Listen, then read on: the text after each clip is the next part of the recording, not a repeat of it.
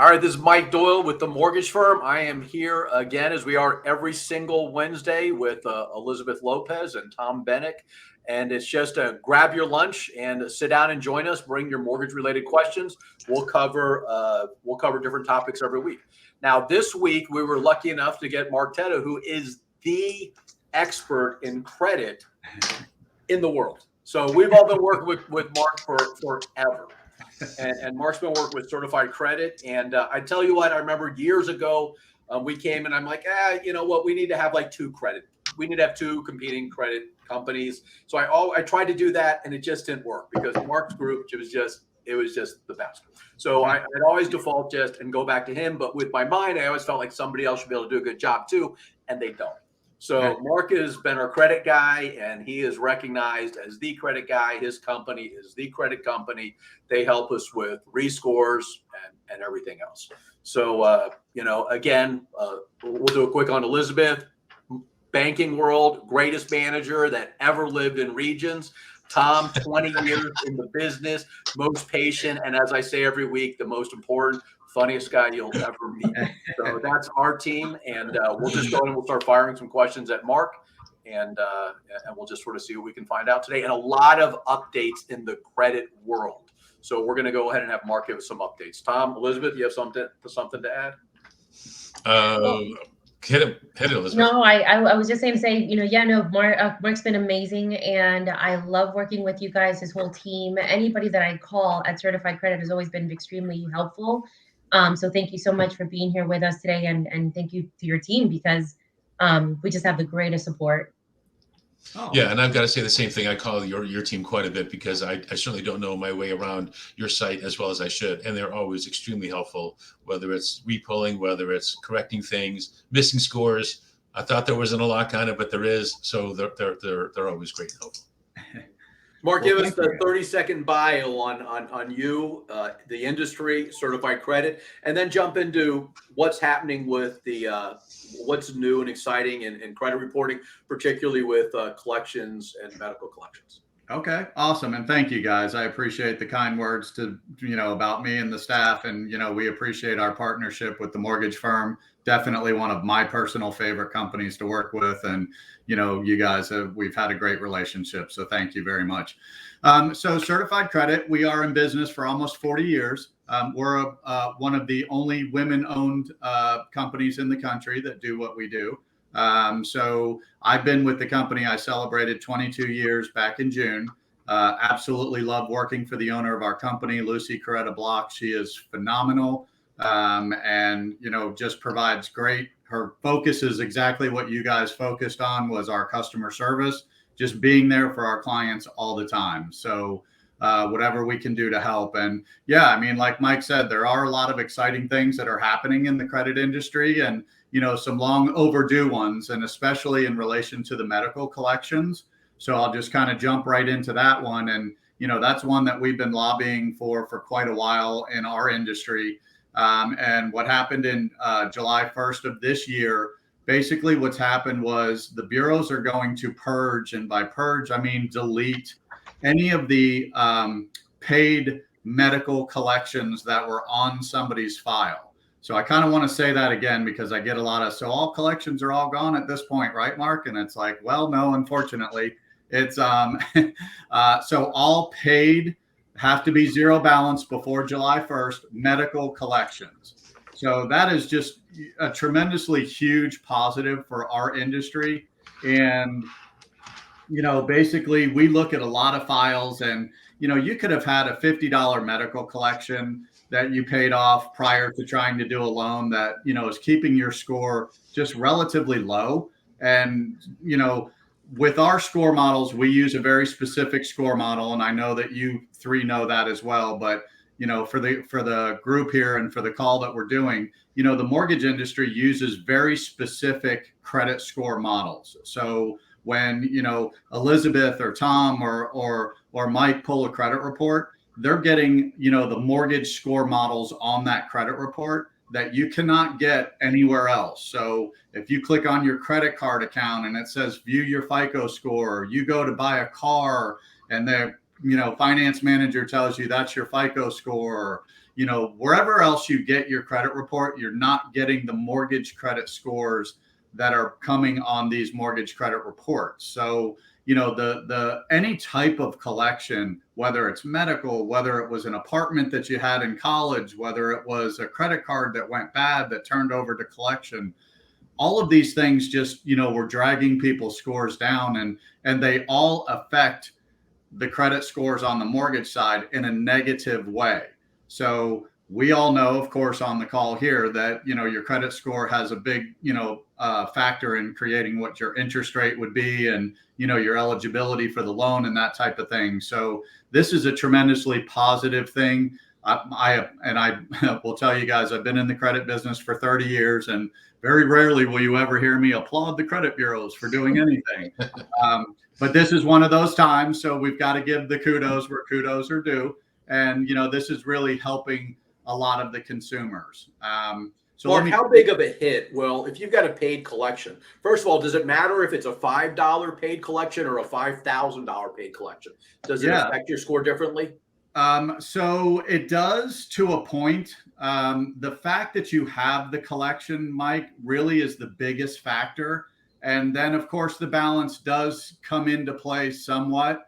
But just having that collection as a derogatory item that runs through the score model, and the older it is, the less it has an effect on your score. So if it was 6 or 7 years old, it's not affecting the score as much as it would be if it was relatively new.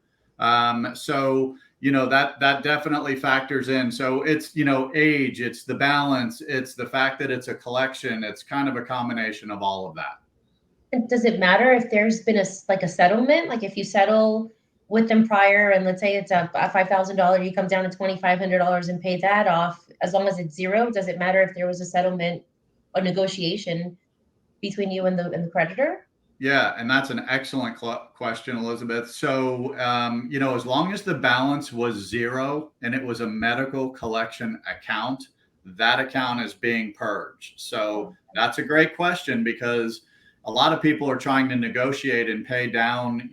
Some of these balances are pretty high. Somebody gets sick, a family member, and that's a terrible situation to go through. So some of these bills were really, really big. And that was one of the ways to try to help, keep the balances down by negotiating these settlements and payoffs. So as long as it was zero before July 1st, it should be coming completely off of the report. Now, Mark, what about like the ones that are zeroed out going forward? Was this just something that just said, so like 6 months from now, a year from now, they'll have to pass something else that says those will drop off? Yeah. So what we're kind of in that process right now, Mike, of sorting that out with the bureaus. What we're able to do currently is if they do pay that off, we're able to do a rapid rescore. And you had mentioned that as one of our services to get that trade line off of there completely. But eventually we're going to hear word from the bureaus on, so would it be the next time the creditor reported to the bureau and now all of a sudden the balance was zero, will that fall off? We're kind of still in that initial, it just happened. So we're not quite sure what the bureaus are going to do, but it's our understanding that if it's zero, eventually that trade line is going to come off of there. We're just trying to figure out, what type of time frame the bureaus have for that. Other than seeing zero on the credit report or paid collection on the medical that we're looking to that they're looking to purge, is there any other documentation you need from the borrower, or that's confirmation enough to have it purged? Yeah, so this was like a massive purge that the bureaus did without the borrowers having to do anything. So they have a way to go into their systems and say, okay, if this particular trade line is zero, that's automatically deleted from the file. So it's anything moving forward after July 1st that was paid after that July 1st that we're still sorting through on the rapid rescore program or waiting for word on the bureaus as to what's happening. I do want to mention two other pieces that go along with this move that the bureaus made to get these off of there.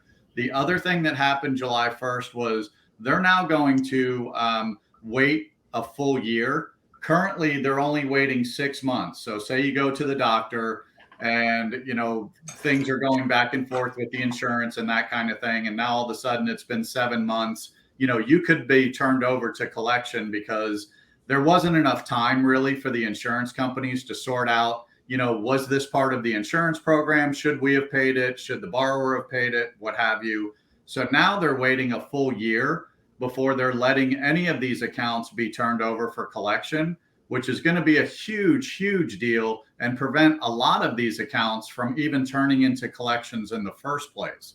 That's why we're dealing with so many collections now is, the insurance industry, as you guys know, is just an absolute mess with sending bills back and forth and whose responsibility and this kind of thing.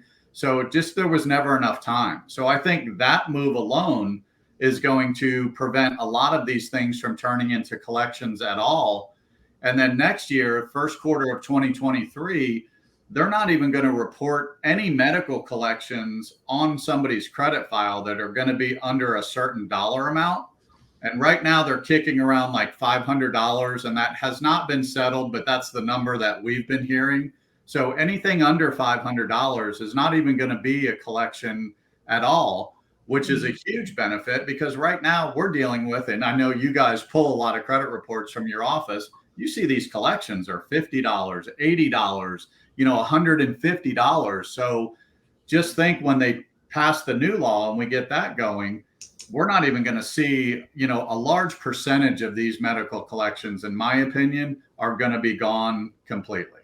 And that's just medical, correct? Just medical. Yeah. Okay. Mm-hmm, yeah. Now, Mark, did you say you were seeing a big influx of medical collection reporting prior to this coming out because they knew they couldn't report for a while afterwards, or? That's a great point. And I don't know that we really saw that, or I don't know that anyone was really in a position to, hey, we better get this thing reported before this happens or what have you, because they can still report them currently. It doesn't matter if they're $50, they're still going to show up on there. So they're not going to have disappeared because there's a balance. So I don't know that we saw that. We may have, but I didn't really personally see that. Okay. But that's a good point, though.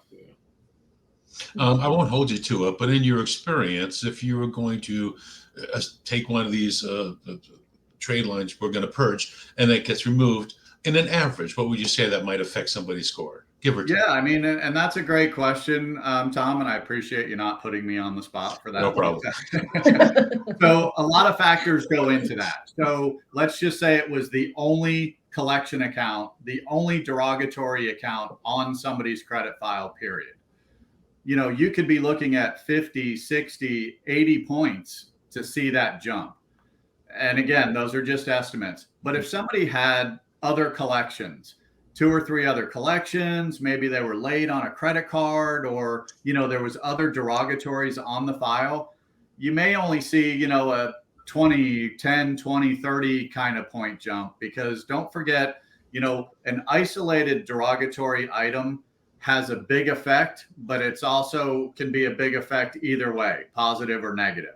But when somebody has several derogatory items on the file, that's kind of keeping the scores lower than they would be in that bucket that they're in. So it really just depends. To answer your question, it would depend on what other derogatory items were on the file. But you can see a massive jump. I mean, I've seen us remove medical collections and the scores go up 100 points. And you see that affecting all 3 scores across, usually. I mean, yeah, as long as that creditor, don't forget, these creditors don't always report to all 3 of the bureaus. Okay. So a lot of times the collections or the bankruptcies or judgment, that kind of stuff tends to get reported to 1 or 2. Mm-hmm. But if it's reporting to all 3, then yes, absolutely, it's going to affect all 3 bureaus. Mark, we had one of those recently. I know you were working with us, but you look at the customers, the perfect credit profile. She and her husband both, and he had 800 credit scores, and she was like a 680 something or 690. She had 1 medical collection. Mm-hmm. So a lot of times you'll see a lot of, if you see a lot of derogatories and somebody there was a reason for it. Sometimes it always lines up. On this one here, you knew if you were going to bet money on it, you knew that somebody else was wrong, not your customer. And right. This woman was a beast. She was a beast with the hospital, her doctor, the insurance company, and she fought them and fought them and fought them, and she got it removed. So they removed it, and it was easily 70 plus points because it was the only derogatory she had since and she was an older woman. It was Right. the only derogatory she had. It was a gigantic increase she had on that one collection. Yeah. I mean, we see it all the time, you guys. That's, I look at these files and I'm like, my gosh, this person, works so hard Yes. to pay their bills on time and do everything right. And then something got lost in the mail, or something, a doctor didn't send a bill out, or something completely out of their control, and it knocks their, scores down 60 or 80 points. Right. And it takes them out of the best interest rate bucket and puts them in, and it's costing them more money. So it really was an unfair situation. And again, I don't do a lot of cheerleading for the bureaus, but I do applaud, that they worked hard to get this thing done, for sure. Well, plus, sorry. Go ahead. Oh, what is the best way, do you think, is to deal with collections? If you have a lot of collections, I have people that, for example, where I used to work at Regions, we send some people to go out there and to reestablish their credit with a secured loan, secured credit card type of thing. But if they have collections on the other end, I kind of feel almost like, I always tell them, and maybe I'm wrong with this, but I always tell them, we're trying to make it better, but this is dragging you down on this end with the collections. What would you say is the best way for them to deal with these collections? Just deal straight with the bureaus or the creditor to see what they can settle and try to have it removed? Or yeah, so and that's really what it comes down to, and setting expectations, Elizabeth, with the borrower so that they understand what it is that you guys are trying to accomplish. I very rarely ever throw out, hey, send that person to a credit repair company, because I'm very fortunate. Most of the clients that I work with are like you all, Mike and Tom and yourself, that have been in the business for a long time. You guys know what makes these scores work and what works for the credit files, more or less. So really working directly with the creditors is my approach. I'm not maybe right or wrong on this, but this is the direction I generally try to take. Is you always want to, first and foremost, settle with the company that's reporting the information to the credit report. So let's just say Dr. Smith sends their files to ABC Collection. If you see ABC Collection as your trade line on your credit report, you don't want to go to Dr. Smith and pay him, because he will not send the money to ABC Collection. So we have to deal with the creditor who's reporting the information to the credit file. So we would want, say somebody's got 5 or 6 collections, we want them to call the collection companies and try to, just like you brought up earlier, work out or negotiate a settlement. If we can get those things negotiated and settled for half of what they owe, and then turn around and potentially work with our rapid rescore department to get those off completely, then we're talking about really turning somebody's scores around, and not really in a long time frame like it used to be, or like it would have been prior to this change with the collections in July. So always work with the creditors directly. Try to get it down as much as you possibly can. You set the expectations with the borrower that this is not going to happen in a 30 or 60-day period kind of thing, but you're working with them and putting them in a position to, down the road, find that place that they want. So always work with the creditor that's reporting the information. Now let's also just kind of reiterate on the medical collection. If you can negotiate for less, so you got a $5,000 medical collection, and who knows, maybe they'll negotiate it down to $1,000. You pay the $1,000, you have a zero balance. Our hope is that we can go ahead and see that we have a medical collection with a zero balance now, that can be removed. But that we don't know going forward that there's a guarantee that can be removed. Correct. But if it's a non-medical collection, you will have a different effect. If you pay off a non-medical collection down to zero, that will report differently than if you negotiate a non-medical collection down for paid for less than agreed. Correct? Correct. So, and that's really a key too, is, account settled for less than the full balance, or account settled would be the verbiage. And that verbiage still carries some derogatory overtones when it comes to the score. So my recommendation on dealing with a non-medical would be, let's call the collection company and find out what their scenario is. Because if we could talk to them and find a way to, let's just say it's $300. If I was to pay this full $300, would you delete or remove the trade line from the credit file permanently? As opposed to paying it or settling it without them asking to do that. because then you're still leaving the trade line on the file. And if you paid it to zero, you might get a point or two more than if you settled or negotiated it. But in the end, it's still a paid collection. And every month that moves forward, your scores are going to improve because that becomes an older derogatory item on your file. Remember, like we talked about earlier in the call, the older a derogatory item is, the less it has a negative effect on the score. So our main goal is let's get this thing to zero, or potentially as part of our negotiation, I'll pay you the whole thing, but you're going to send me a letter that states you're going to take it off or delete it from my file, period. And then you're talking about a huge increase in the score, just like we would see on the medical collection side. That's big. I like particular. I always, if you can get it removed, that's huge. Right. But settling for less than the full balance is not really much of a hit more than paid in full or Right. settled for the full balance. Mm-hmm. So, you know, that's something for the customer to weigh in, is if you can save a lot of money and settle for a little bit less. Another thing I also noticed too is if it says that you owe $500, you know, a lot of times those are penalties and everything else. They'll take $300 maybe and then still give you paid in full. Correct. Right. Mm-hmm. But again, It sounds to me like you're saying it's not a huge improvement to get a paid in full collection, or, you know, paid for less than balance collection. Right. So point. It's similar to a charge off versus a collection. So a charge off would be that you had a credit card that went bad with, let's just say, Wells Fargo or what have you. Yeah.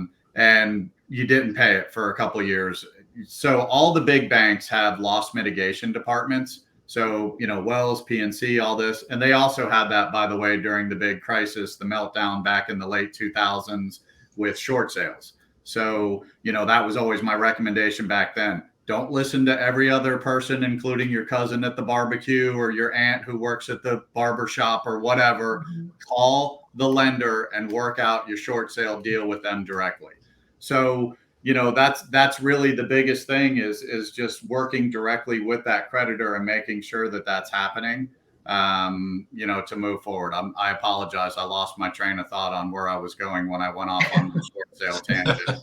What was I trying to answer that question there? I think you covered it. As far as the, you know, paying. Oh, the charge off versus collection. Gotcha. Okay. Yeah.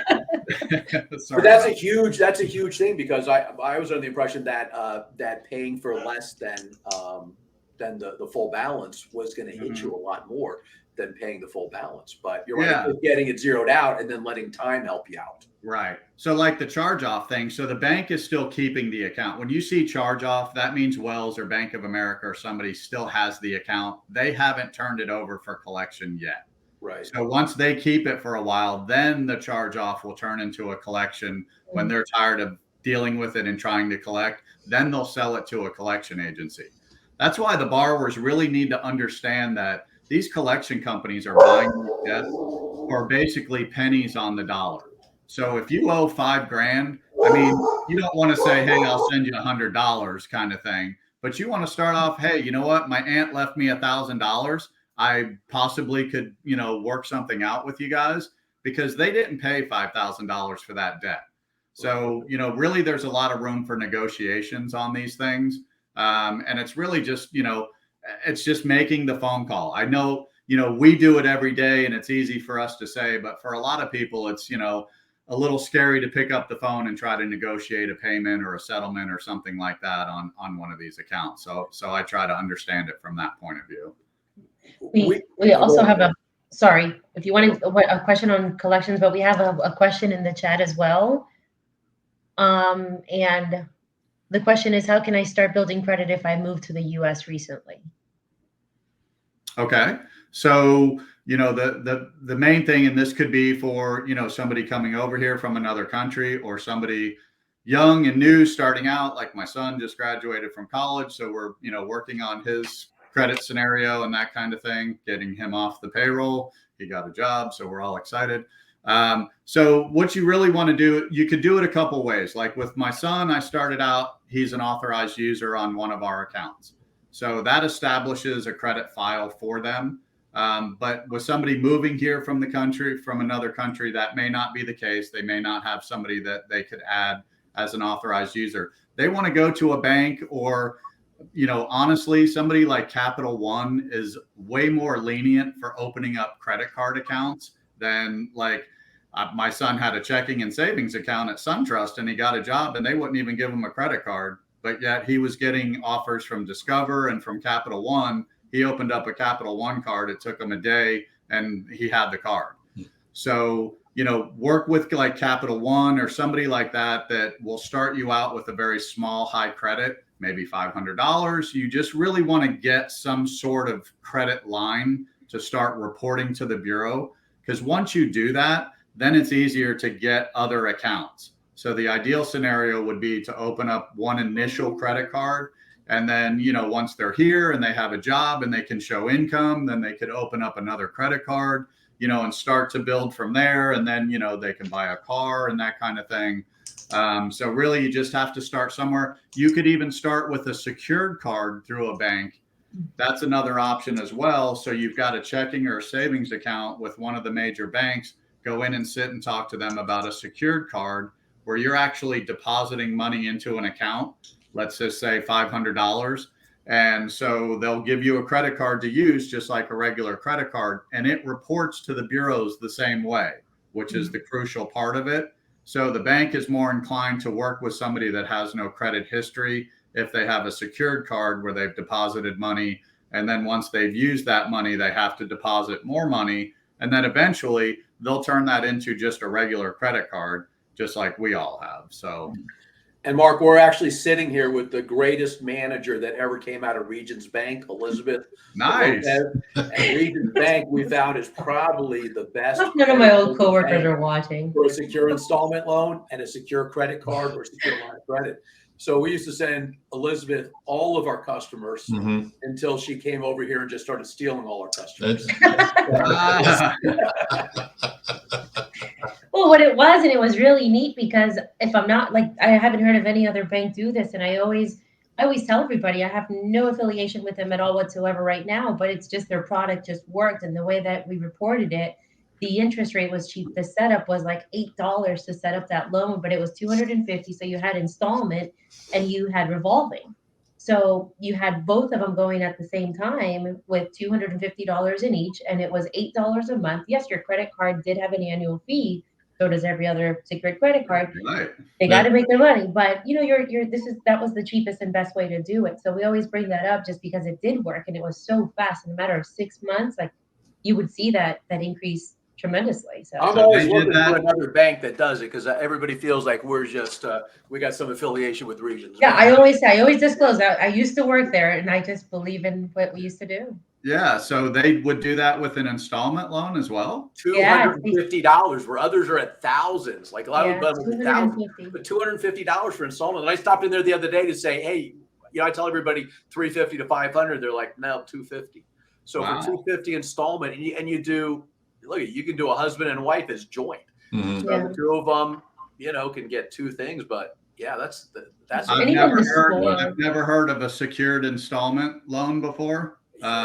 So that, and I'm throwing in a plug for you guys. That just shows everybody who's listening and watching this program that the mortgage firm has the most experienced, most just knowledgeable people with connections and relationships that a lot of these other mortgage companies just don't have. I mean, that is a huge deal. I can tell you, I have hundreds and hundreds of nationwide clients across the country. Nobody has ever brought that to my attention except for you guys right here in the 30 years that I've been doing this. So, this is why people should be coming to you all to get their loans, to make sure that they're getting loans and that you're always helping the borrower. I mean, I think that's just phenomenal. Appreciate that. Thank you. Elizabeth came up with that program before she left the bank. So she created that program. She created it. You go to any Regions Bank, you ask for the Elizabeth Lopez program. Ask for the you right out. So Elizabeth, I need help with securing the Regions Bank account for credit reports. So I'll call you later today and take you to lunch tomorrow. Maybe we can figure that out. Mark, did you read anything that went on with that Credit Karma before we end? Did you see anything that happened with that? What's that? With that Credit Karma that happened, they were in a little bit of hot water for And I know people sometimes go there and stuff, but they're in a little bit of hot water for giving bad scores, bad information. I did not hear anything about that, Tom. Again, Yeah. I just, yeah. So Let rumors get started, Thomas. All right, now That was actually one of my questions. Are there any tools that you recommend that maybe our borrowers could just peek at, or anything that you guys do that they could kind of track their scores? Yeah, I mean, so annualcreditreport.com is the bureau, link to get a copy of your consumer reports. But for everyone who's listening to the broadcast, getting a copy of your credit report is really, really important. Looking at your trade lines to make sure that you haven't been the victim of identity theft and that there aren't fraudulent accounts on your file before you go to see these experts that are on the screen. Because it's really, really important for you to understand that this is your credit. These are the correct ones. Don't focus on the score. So like Tom mentioned, Credit Karma, but there's Credit Sesame, there's Credit, 123, whatever. There's a million places to get your credit reports, but the only place you're going to get a mortgage credit score is from a mortgage company. And, my recommendation is call, Elizabeth or Tom or Mike and have them pull your file. But them just being able to get a copy of the report first gives them some sort of ideas what's happening. It's the same trade lines, same accounts are showing. It's just the scores are different from the consumer. Those are all consumer. Credit Karma, Annual Credit, Credit Sesame, all that stuff is all consumer generated type scores. Ours are the mortgage scores. When you go to buy a car, that's a car dealer score. So you even get a different score there. So it's just really important. Everybody has the same accounts on the files, but the scores are just different. Now, Mark, we're trying to give you about 30 minutes, but we got another thing we got to hit on is it looks like you got a bunch of baseballs up there. What is that? Tell us the story there. Is that actually baseballs, and what's the story behind them? So these are golf balls. Golf balls. I got the perspective wrong on this. All yeah. Right. So, I like to play golf. I just unfortunately don't do it very well. So these are all golf balls. I have a friend of mine that we've been friends for almost 40 years. And one of his favorite pastimes is getting us on golf courses we don't belong on or have any business. So most of these are very fancy country clubs and places where I normally would not be associating with folks. So we kind of keep those. So fishing and golfing are my two favorite pastimes. Riding dirt bikes with my son, that kind of stuff. So nice. Very nice. Yeah, but I just celebrated a birthday, which is why I forgot my train of thought earlier. And I don't play golf, I don't fish, and I don't ride the dirt bikes as well as I used to. So. Well, happy birthday. Happy birthday. You're still a kid, though. You're still a young You look at 39, you look great. I'm telling you. Tom, awesome. You are my favorite. You know that. There goes your Regions account, Mark. Yeah. I used to say in golf, well, I'm going to pay the whole course. I'm going to use the whole course. So if I'm paying to use it, I'll be over. I'm going to be there. I use the other courses if there's more than just one at the same place. So the other thing I did want to mention to you guys, now that this COVID thing is behind us and everything, let's get out and do some lunch and learns in person with some real estate companies and, talk to your referral partners and, we can be on site in person and, do things like that. And, if you have community events that you're putting on first-time homebuyer seminars or something, I'm all about that. I've been doing this for a super long time. So I'm moving into that part of my career where it's, what can we do to help, people that really don't understand credit and mortgages and that kind of thing. So definitely would love to be a part of that with you guys if you had any events or anything coming up. Excellent. Well, that's a good point. I think we could do like a good first-time home buyer. I'd love to show like your what-if simulators, just to start showing how, what changes to credit scores can start doing. So that's kind of an interesting tool that you guys use where we can play with credit, find out exactly what we're helping. And I love the part that says, hey, let's kick it out 3 months and see what happens. Let's kick it out 30 days and see what happens. Yeah. So there's a lot on credit, especially with first-time home buyers as far as Well, that's the difference again with you guys versus these other big refinance companies that'll slowly start to go away and go out of the business. You guys are interested in helping your borrowers, whether it's today, tomorrow, 6 months, or a year from now. you're developing relationships and working with these people. Whereas most people, if it's a 580 score, oh, I can't do it, and then they send them on their way. Well, that leaves that poor borrower scrambling, wondering what to do. But you guys are developing these relationships and walking these people through what makes up a potential mortgage loan. And I think that's what really separates you guys. So sorry for cutting you off there, Tom. I know you were starting to say something. No, I was going to say the lunch and learns would be great. I know that, again, the credit's always a popular subject and people always have questions. So not only thank you for joining us this afternoon, but we'll certainly hold you to or ask you to join us on other events, no doubt. Yeah, absolutely. Like that. We'll put something together because you're right. We're ready for a good one, and credits one is a good one. So that might be one that we need to start doing a bigger event, and maybe we'll find a location where we can pack a few more people in. And yeah, For sure. absolutely, for sure. Mark, truly appreciate it, and I tell you, Mark. everybody, Mark is a star in this industry. Everybody knows him, or they should know him, but really just truly a good person and as knowledgeable as it comes in credit. And your team as well. Thank everybody. Yeah, we appreciate you guys. Thanks. Absolutely, for sure. Well, you guys have a great day, and please reach out. Any scenarios we can run or help out, to reach out to us, and we're here to help. Excellent.